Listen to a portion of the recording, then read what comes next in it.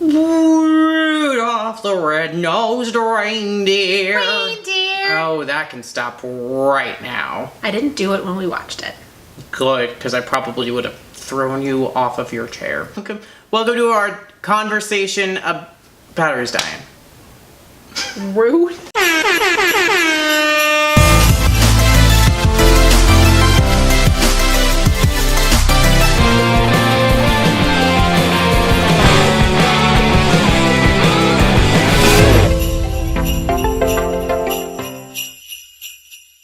Welcome to our conversation about Rudolph. Well, Holidays are exhausting, okay? Exhausting. Every day of my life is exhausting. That too. So what did we think about Rudolph? It's classic. It is an absolute classic. It's a classic. That's our review. Classic. No, Thanks for watching. Like, see you next day. It is though. Like, it's the gold standard that you measure all other Christmas specials off of. Like, it's got a coherent plot, it's got memorable songs, it's got distinct characters with good character design and good voice work, and it's the standard. It's the gold standard. So Johnny Marks, who wrote the original Rudolph the Red-Nosed Reindeer song, is the one that wrote all of the other songs for the special. So that it felt cohesive. It was definitely a cohesive story. And cohesive song-wise. They all sounded the same. It didn't sound like, Descendants. The same, but not like the exact same song. Yeah. They sound like they felt like they came from the same composer because they did. Because they did. Unlike something like Descendants, where it all sounded like completely different music. Or SpongeBob, yeah. That's a whole nother topic. Do you have a favorite song from the special? I think it's We're a Couple of Misfits. Yeah. It's just, you just march around the house screaming that at the top of your lungs. Walmart. Right? The park. It's just, everyone has felt, at some point in their lives, has felt like they didn't fit in, and it gives you this, like, yeah, I don't want to fit in. And not in a very dramatic Broadway sense, like some of these people, like, connect with Elphaba, and she's different, and I'm different, and I'm gonna sing loud about it. Like, this is a fun, quirky song, which I appreciate. I think all of them get covered at one point or another. I can tell you my least favorite song is Silver and Gold. Yeah, that's kind of just bland. Just kind of there. The Most Wonderful Day of the Year is fun. I would have thought it was Santa's Elves.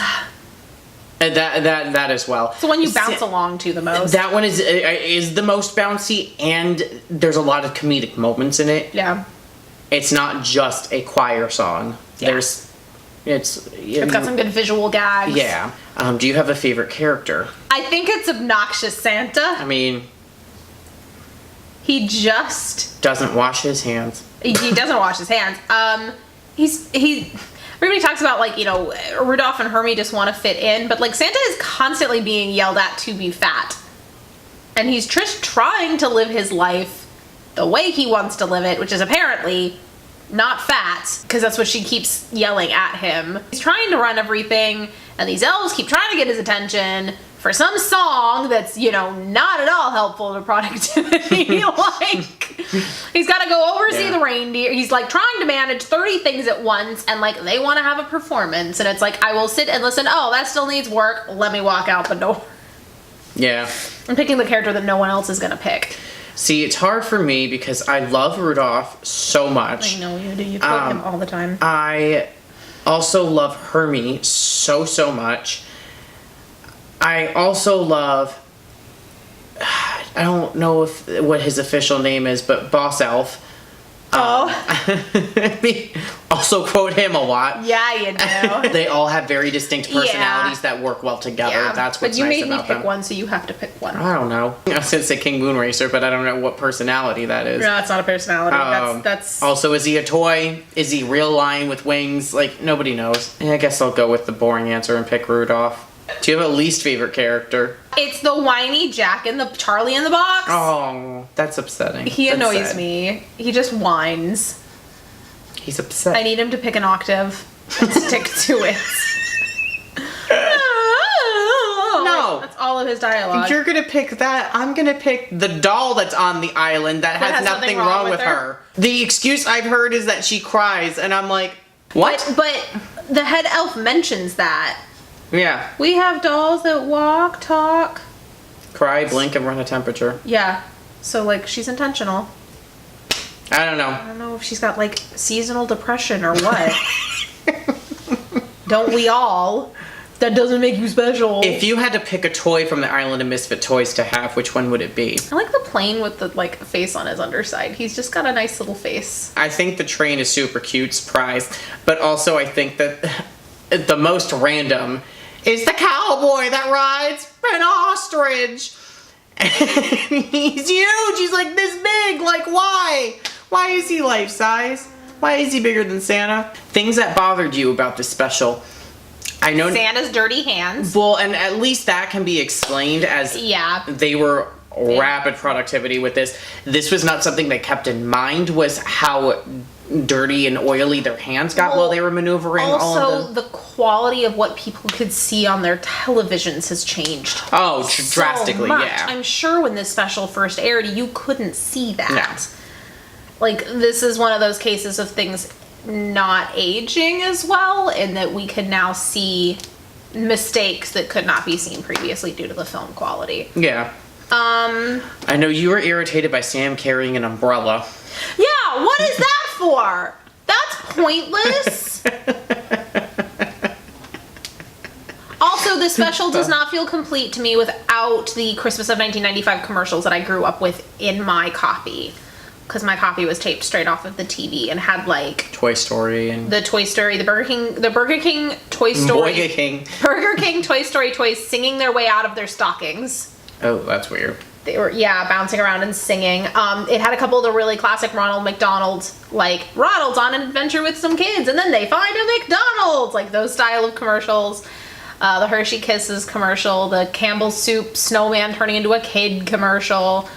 The biggest issue I have with watching any of these specials on TV is that they're so edited.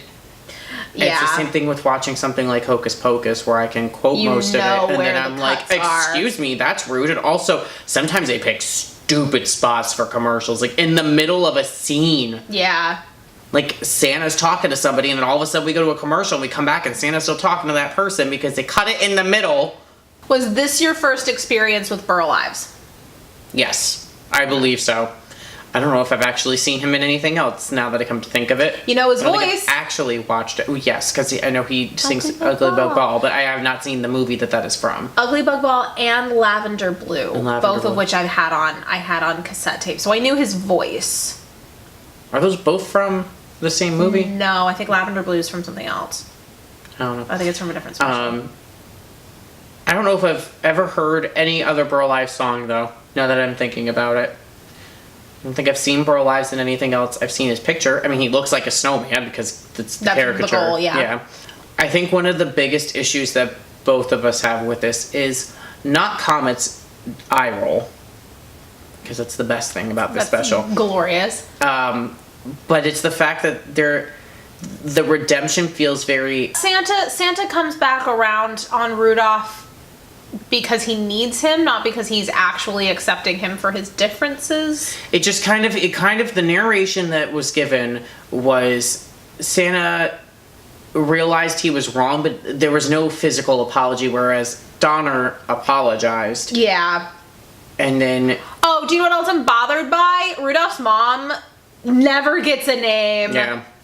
Or a personality. Like, she's just Mrs. Donner.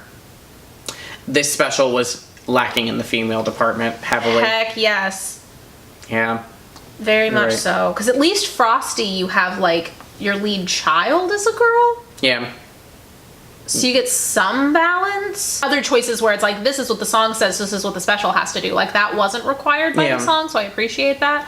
Whereas, I mean, they added Clarice. Is it Rudolph or Rudolph? I say both. That's part of my problem. Yeah. I've always said it Rudolph. I've never pronounced the L in it. It's just, it sounds gargled when you say the Rudolph. One thing that irritates a lot of the Rankin Bass team and fans is when people call this claymation.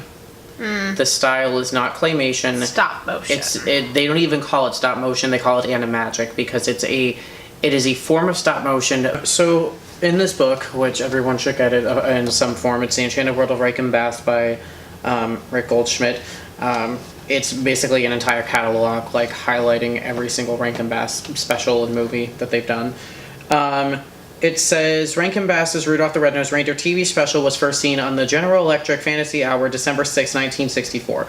Arthur Rankin referred to his characters on this special as three-dimensional objects. Puppets are manipulated by hands or strings. These characters are animated by a use of stop-motion photography, which we call animagic, so that's just what they called it. Yes. For the special, Rankin Bass employed 100 people, and the total cost of production was $500,000. There were 22 room-sized sets built that took a year to construct. Each animagic character cost up to $5,000 to make, and they all came with various lip and eye pieces to create various expressions. If the intricate stop-motion figures were ball-jointed as well. If one elf mouth was out of place, we would have to reshoot the entire scene, says Rankin. That meant a whole week's work for one droopy mouth. They had to be extremely careful about what they did with it. Yeah. And how they processed that. There's a lot of really good in-depth look at how stop motion is done on all of the Nightmare Before Christmas behind the scenes specials. They spend a lot of time with the animators discussing the way the process is done. Obviously, this is a different team made decades apart, but the core concept of stop motion really hasn't changed all the way through to, you know, the latest stop motion films that have come out, like Kubo and the Two Strings, which had the biggest stop motion puppet to date, which was bigger than an entire person. I know that they did some things with alternate size and scale in Rudolph. I know that the cave set was the same, so when you see the Bumble being really big and like the reindeer being really small, all the stalactites look super small in the background, and then you cut to a shot of like Yukon and Cornelius about to walk out and the stalactites are huge, and it's like, it's because it's the same background. They just made, Bumble was the same size as everybody else for those shots, and those reindeer had been made small to keep the scale. It also paved the way to open doors for a variety of other Christmas specials, not only with Rankin Bass, but with other films and everything as well. Yeah. Because really since the 30s and maybe 40s, you had some Christmassy type movies, but not a whole lot since then. Yeah. And this really also paved the way for a lot of stuff. World War II shut down a lot of stuff. Oh, that's true. That's true. Yeah. This also paved the way heavily for future development with stop motion, and I think Caught a lot of people's attention. can directly put in for Nightmare Before Christmas in the style that was Correct. based on, like directly. And Yeah. I know Henry Selick has said that this is a huge influence, especially you have the zero with the red nose and everything too, Yeah. so it like balances out. Yeah. So yeah, Rudolph is a very important special. It has done a lot for animation. It's done a lot for Christmas specials. It has become a Christmas tradition to watch it every single year. Yep. For most people. Yeah, for a lot of people. Yeah. But watch it on a DVD or a Blu-ray where you don't have weird commercial cuts. Yeah. Yeah. So, random story before we end. Yeah. In 2004. Like Christmas 2004? Yes.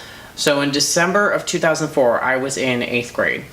And they were doing Christmas. One of the head health teachers was doing Christmas giveaways each day. So I think it was. Thank you so much for watching this video. Make sure you like this video. Share this video. Subscribe to our channel. Press that notifications button. Like us on Facebook. Follow us on Instagram. And make sure you support us on Patreon so we can continue to create wonderful content just like this and prep for next year's 25 Days of Christmas, because we are already doing that, because this is what we do with our lives. But in order to do that, we would need your donations in the form of money, please. Money, please. That hurt my feelings.